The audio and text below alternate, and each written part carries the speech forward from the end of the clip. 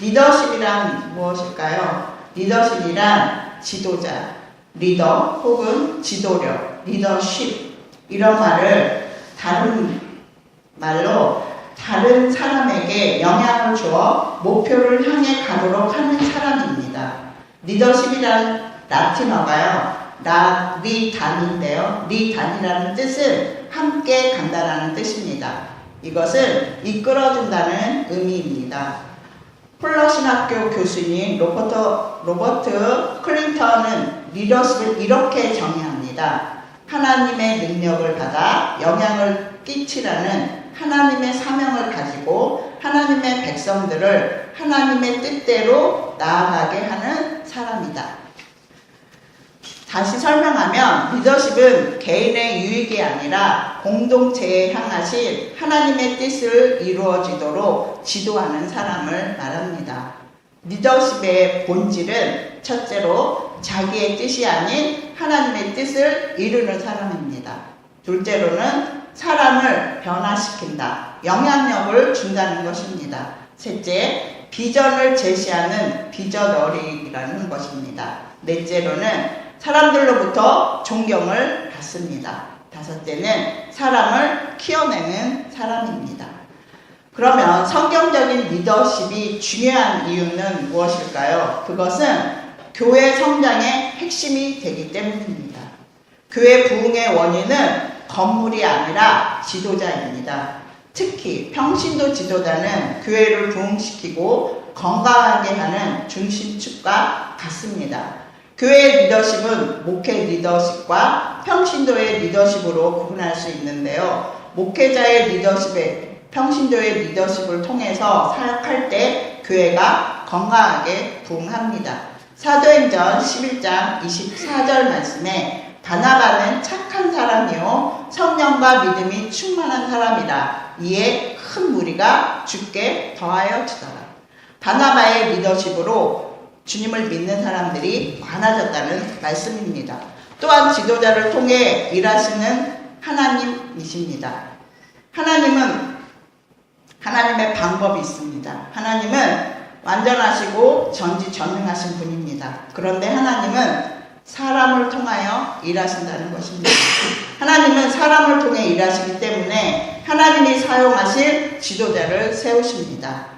예수님께서도 12명의 지도자를 세우셨습니다. 마가복음 3장 13절 14절 말씀에 또 산에 오르사 자기가 원하는 사람을 부르시니 나아온지라 이에 12를 세우셨으니 이는 자기와 함께 있게 하시고 또 보내사 전도도 하며 12의 지도자를 세우시고 주님과 함께 하셨다고 말씀합니다.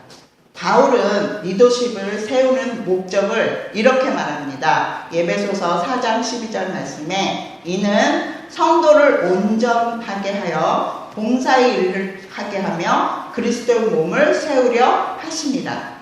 성도를 온전케 하며 봉사의 일을 하게 하며 그리스도의 몸을 세운다 함은 교회를 세운다는 의미의 말씀입니다. 교회를 세워서 성장해야 하는데 그곳에 리더십이 필요하다는 것이지요. 아주 큰 교회에 성장한 교회가 다 리더십을 통하여 커졌음을 우리는 알 수 있습니다. 온누리교회 고 하영조 목사님은 평신도 리더십이 중요하다는 것을 알았기 때문에 성경 공부를 최초로 훈련했습니다. 또한 남서울교회 홍경일 목사님은 전도폭발 훈련이라는 훈련을 통해서 평신도들에게 리더십을 통해서 교회가 성장했습니다. 또 S교회인 제자훈련이라는 리더십을 통해 성장한 교회입니다. 성장한 교회는 지도자의 탁월한 리더십이 있었다는 것입니다. 그렇다면 성경 공부하고 우리도 했습니다. 방금 전도 폭발하고 제자훈련하면 다 성장할까요? 이것은 도구일 뿐입니다. 진정한 성경적인 리더십은 그렇다면 무엇일까요? 첫째로 성경적인 리더십은 겸손의 리더십입니다. 교만의 리더십은 최악의 리더십이기 때문입니다. 교만한 리더를 하나님이 사용하신 일은 한 번도 없습니다. 하나님이 좋아하시는 리더십, 하나님이 즐겨 사용하는 리더십은 겸손의 리더십입니다. 우리 아동부에서 예화로 나왔는데 겸손하고 너무 맞는 예화라서 제가 얘기해 드릴게요. 유명한 전도자 무디가 미국의 어느 도시에 전도대회를 인도하게 되어 그 도시에 도착했다고 합니다. 그런데 무디가 다음날 아침에 일어나서 신문을 보는데 머릿기사로 교만한 전도자 무디라는 기사가 실린 겁니다. 전날 바빠서 인터뷰 요청을 거절했더니 화가 난 기자들이 기사를 쓴 것이었어요. 그 기사를 본 무디의 스태프들은 화가 났습니다. 그래서 그들은 무디 목사님에게 말했습니다. 목사님, 이건 말도 안 됩니다. 이건 분명 인격 모독이 아닙니까? 라며 야단이 났어요. 복음을 전하는 목사님께 어떻게 교만한 전도자라고 말할 수가 있습니까? 스태프와 많은 사람들이 난리가 났습니다. 그러나 무디 목사님은 가만히 그 기사를 쭉 훑어보시더니 빙그레 웃으시며 이렇게 말했다고 합니다. 이 사람들이 나를 잘 모르는구나. 나는 이 기사보다 훨씬 교만한데 이 말하면 잘 써준 거야. 그러시면서 모든 스태프들을 모으시고는 이것은 하나님께서 우리에게 겸손하라고 하시는 사인입니다. 우리가 좀 더 겸손하게 위해서 모두 노력합시다 라고 말했다고 합니다. 하나님이 사용하신 리더십의 거장이라고 할 수 있는 마더 테레사는 이렇게 말했습니다. 저는 이 세상을 향해서 사랑의 편지를 보내시는 하나님께 쓰실 몽단 연필입니다. 스스로를 낮추시는 표현이죠. 그들의 고백을 통해 겸손의 리더십을 볼 수 있습니다. 삶의 지혜를 주는 잠언 되게 좋아했었는데요. 잠언에 보니까 겸손에 대해서 어마어마하게 많은 말씀들이 있더라고요. 그중에 제가 아주 좋아하는 말씀을 몇 개 골라보았습니다. 잠언 16장 19절 말씀에 겸손한 자와 함께하여 마음을 낮추는 것이 교만한 자와 함께하여 탈취물을 나누는 것보다 나으니라. 또 잠언 11장 2절 말씀에 교만이 오면 욕도 오거니와 겸손한 자에게는 지혜가 있느니라. 잠언 15장 33절 말씀은 여호와를 경외하는 것은 지혜의 훈계라 겸손은 존귀의 앞잡이니라고 말씀하고 있습니다. 이사야도 말씀합니다. 이사야 29장 19절 말씀에 겸손한 자에게 여호와께로 말미암아 기쁨이 더하겠고 사람 중 가난한 자가 이스라엘의 거룩하신 이로 말미암아 즐거워하리니 겸손한 자로 말미암아 하나님이 너무 기쁨이 넘친다는 말씀입니다. 베드로는 젊은이들에게 말씀합니다. 베드로전서 5장 5절 말씀에 젊은 자들아 이와 같이 장로들에게 순종하고 다 서로 겸손으로 허리를 동이라. 하나님은 교만한 자를 대적하시되 겸손한 자들에게는 은혜를 주시느니라고 말씀합니다. 그렇습니다. 하나님은 겸손한 리더를 사용하십니다. 겸손한 리더의 최고봉은 예수님이시지요. 빌립보서 2장 6절에서 8절 말씀에 그는 근본 하나님의 본체시나 하나님과 동등됨을 취할 것으로 여기지 아니하시고 오히려 자기를 비워 종의 형체를 가지사 사람들과 같이 되셨고 사람의 모양으로 나타나사 자기를 낮추시고 죽기까지 복종하셨으니 곧 십자가에 죽으십니다. 말씀합니다.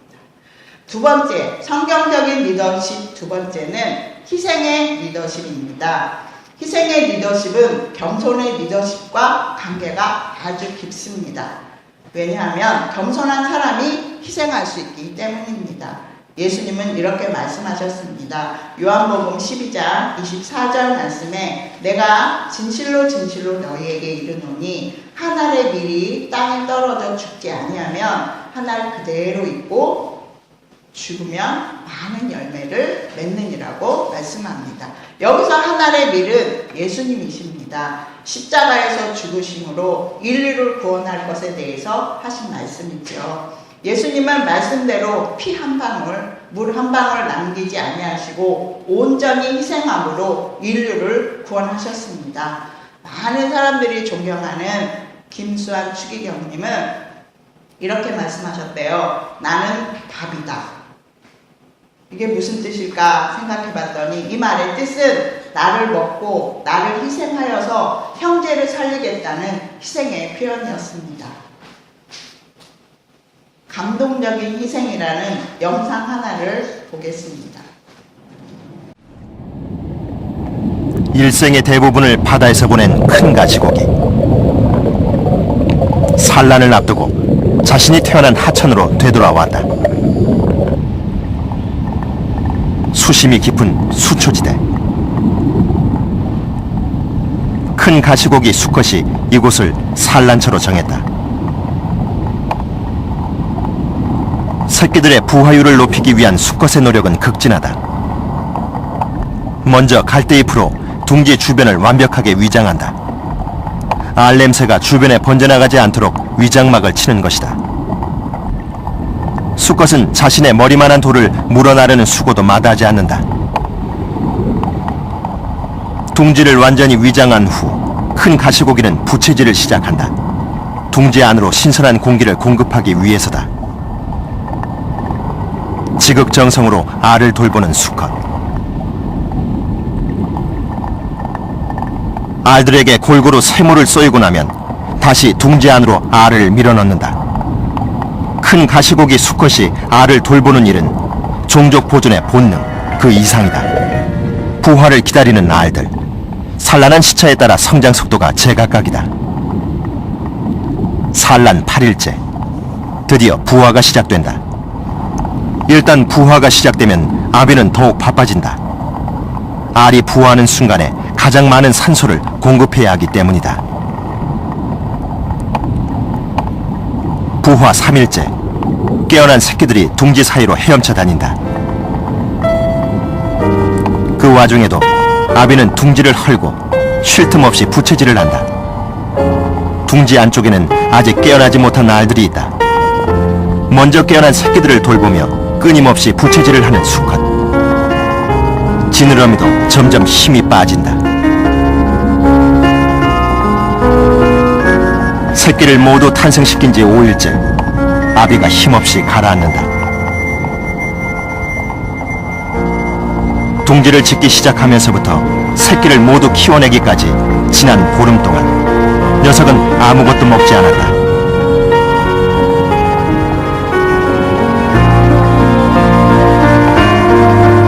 오로지 새끼를 부화시키고 지키는 데 있는 힘을 다 바친 큰 가시고기. 그의 아비가 그랬듯 자신도 아비의 역할을 다하고 장엄하게 생을 마감한다.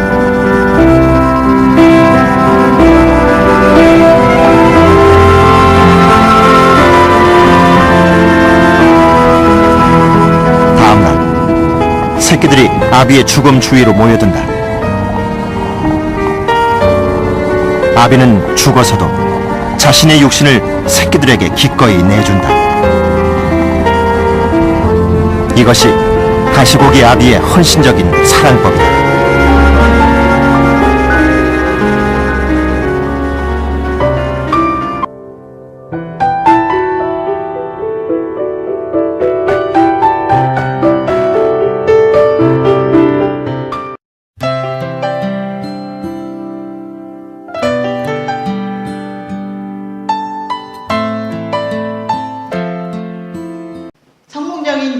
리더십 세 번째는 본이 되는 것입니다. 최고의 리더십은 솔선수범하는 리더십입니다. 말만 하지 않고 보여주는 리더십이라는 것이죠. 명령만 하고 자기는 손가락 하나 움직이지 않는다든가, 감동만 하고 잘못할 때 책망만 한다든가, 잔소리만 하고 큰소리만 치는 리더십은 통하지 않기 때문입니다. 그러나 본이 되는 리더십은 솔선수범합니다. 본을 보인다는 것입니다. 예수님은 이런 리더십을 가지신 분이셨습니다. 요한복음 13장 14절에서 15절 말씀에 내가 주와 또는 선생이 되어 너희 발을 씻었으니 너희도 서로 발을 씻어주는 것이 옳으니라. 내가 너희를 행한 것 같이 너희도 행하게 하려 하여 본을 보였노라 말씀합니다. 우리에게 최고의 리더십의 본을 보이셨던 분이 예수님이시라는 것입니다. 그런데 중요한 것이 있습니다. 성경은 예수님에 대해서만 쓰여지지 않고 그 예수님을 믿고 예수님의 말씀에 순종했던 많은 사람들을 우리에게 본으로 보여주고 말씀하고 계십니다. 베드로는 예수님을 믿는 성도들에게 말씀합니다. 베드로전서 2장 12절 말씀에 너희가 이방인 중에서 행실을 선하게 가져 너희를 악행한다고 비방하는 자들로 하여금 너희의 선한 일을 보고 오시는 날에 하나님께 영광을 돌리게 하라 함이라 말씀합니다. 위대한 리더 바울도 본이 되는 리더십의 모델입니다. 그는 빌보 교인들에게 이렇게 말씀합니다. 오늘 본문 말씀에 보면 항상 기뻐하고 간용을 베풀고 아무것도 염려하지 말고 감사함으로 기도와 간구를 하고 무엇이든지 참되며 경건하며 오르며 정결하며 사랑받을만 하며 칭찬받을만 하며 9절에는 너희는 내게 배우고 보고 듣고 본바를 행하라. 그리하면 평강의 하나님이 너희와 함께 계시리라. 자신 있으세요? 말씀합니다. 여러분 이것이 잘 됩니까? 저는 잘 안 돼요. 그래서 우리는 할 수가 없어요. 그런데 중요한 거는요, 내 안에 계시는 예수님, 바로 우리 안에 계시는 성령님의 일하심으로 할 수 있다고 말씀을 해주십니다. 빌립보서 4장 13절 말씀에 내게 능력 주시는 자 안에서 내가 모든 것을 할 수 있느니라 말씀합니다. 여러분은 하나님의 자녀입니다. 하나님의 자녀는 그 안에 예수의 영, 바로 성령님이 계시기 때문입니다. 오늘도 사도 바울은 감옥에서 빌립보에 있는 성도들에게 나를 보고 배우라고 명령하고 말씀합니다. 왜냐하면 사도 바울은 그 성도들에게 지도자로서 리더십을 보였기 때문입니다. 여러분은 왜 이렇게 열심히 사십니까? 오전에도 예배 드리시고 성경 공부하시고 또 이렇게 오후 예배까지 왜 오셨어요? 슬기 집사님이 웃으시는데 어떤 땐 숨이 찰 때도 있고요. 기가 막히는 일을 당할 때도 있고요. 화가 몹시 날 때도 있고 때론 우울할 때도 있고 억울할 때도 있습니다. 속이 너무 상해서 화장실에 가서 울 때도 있고요. 아플 때도 있고요. 눈물이 언제 없어질까라고 생각할 때도 우리의 삶에는 있습니다. 그럼에도 불구하고 여러분이 열심히 사는 모습이 저는 보입니다. 그래서 저는 여러분이 너무 좋고 마음속으로 늘 집사님 화이팅! 집사님 화이팅! 권사님 화이팅! 누구 엄마 화이팅! 이렇게 말해주고 싶을 때가 있습니다. 예의가 없어요. 왜 이렇게 열심히 사시죠? 그것은 제일 가까운 가족에게, 특히 자녀에게 본을 보여야 하기 때문 아닐까요? 성 어거스틴의 어머니 모니카는 늘 방탕하는 아들을 위해서 눈물의 기도를 쉬지 않았다고 했습니다. 그 어머니의 끊임없는 눈물의 기도로 성 어거스틴이 탄생했습니다. 하나님의 자녀는 자식에게만 보이기 위해서가 아니라 더 깊이 들어가면 나를 이 세상에 보내신 하나님, 나의 주님 앞에서 주님이 시키신 일을 잘 하려고 열심히 사시는 거 맞지요? 성경에 고린도 교회는 은사가 많은 교회입니다. 그러나 또 문제도 많았습니다. 그래서 고린도 교회에 바울이 편지를 3통이나 보냈는데요. 거기에는 눈물의 편지도 있었습니다. 바울은 본인이 정말 복음을 위해서 열심히 살았기 때문에 그들에게 당부하고 자기를 본받으라고 명령합니다. 여러분, 그러나 바로 지금 말씀을 듣는 여러분과 말씀을 전하는 저에게도 말씀합니다. 고린도전서 10장 31절에서 11장 1절 말씀입니다. 그런즉 너희가 먹든지 마시든지 무엇을 하든지 다 하나님의 영광을 위하여 하라. 유대인에게나 헬라에게나 하나님의 교회나 거치는 자가 되지 말고 나와 같이 모든 일에 모든 사람을 기쁘게 하여 자신의 유익을 구하지 아니하고 많은 사람들의 유익을 구하여 그들로 구원을 받게 하라. 내가 그리스도를 본받는 자가 된 것 같이 너희는 나를 본받는 자가 되라. 기도하겠습니다. 내 말 들으사 죄인 노라 하실 때에 날 부르소서.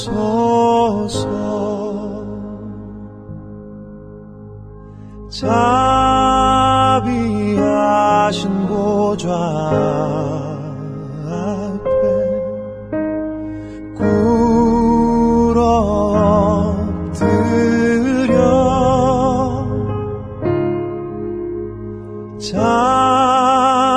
자복하고 회개하니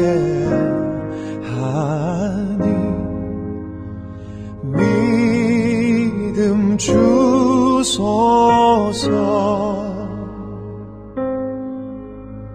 주여 주여 내 말 들으사